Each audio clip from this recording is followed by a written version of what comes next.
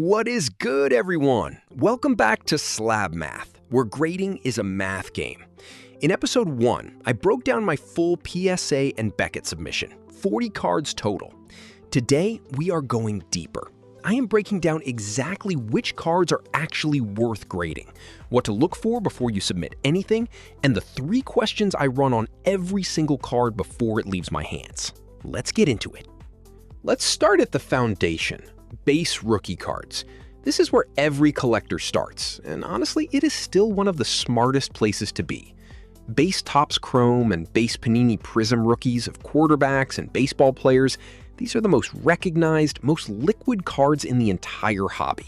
The eBay volume is massive, which means you can always price them accurately and you can always move them fast. Now, here is something important for baseball specifically.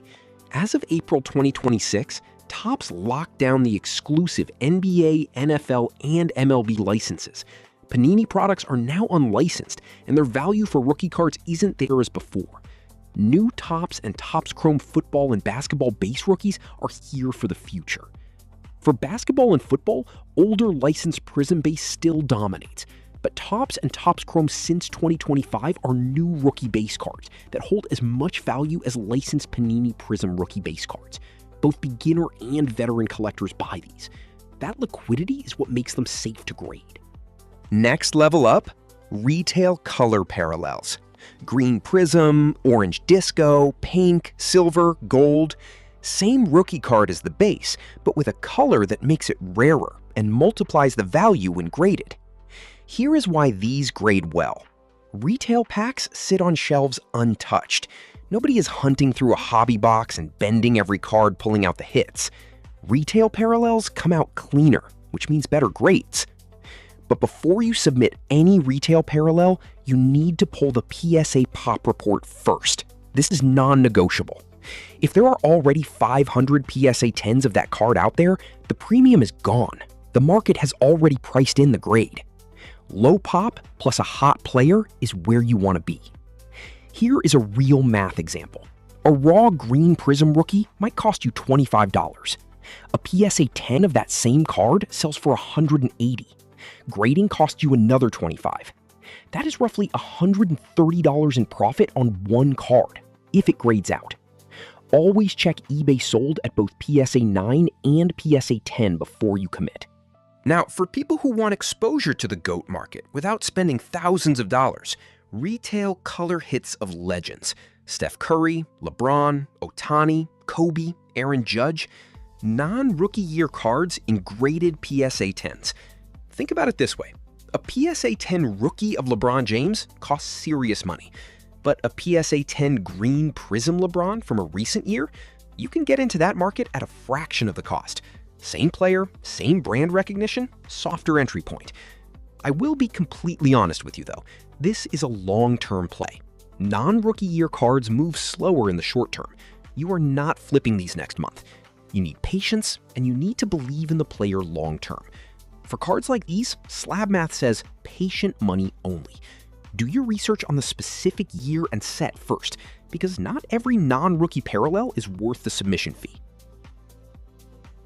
One more category that most people are still sleeping on: Topps Now. We have seen it with Wembanyama, Cooper Flagg, and Fernando Mendoza. For some of these players, the Topps Now card is their first major card. Before Bowman, before Chrome, before any of the big sets drop. Collectors are starting to treat them exactly like first cards. The reason graded Topps Now matters is the print run. Most of these cards are under 1,000 copies, sometimes way under. Low supply plus a player at that level equals real graded premium.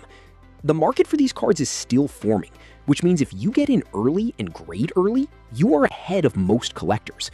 That is the early mover advantage, and it is real. All right, this is the part that ties everything together. Before I submit any card, regardless of the player or the set, I run 3 questions. This is the SlabMath decision rule. Question 1, is this player's ceiling high enough? Superstar, rising star, or established GOAT only. Role players and depth chart risks are money traps. The player has to matter to collectors nationwide, not just locally. Question 2. Is this card liquid on eBay right now? Pull the sold listings.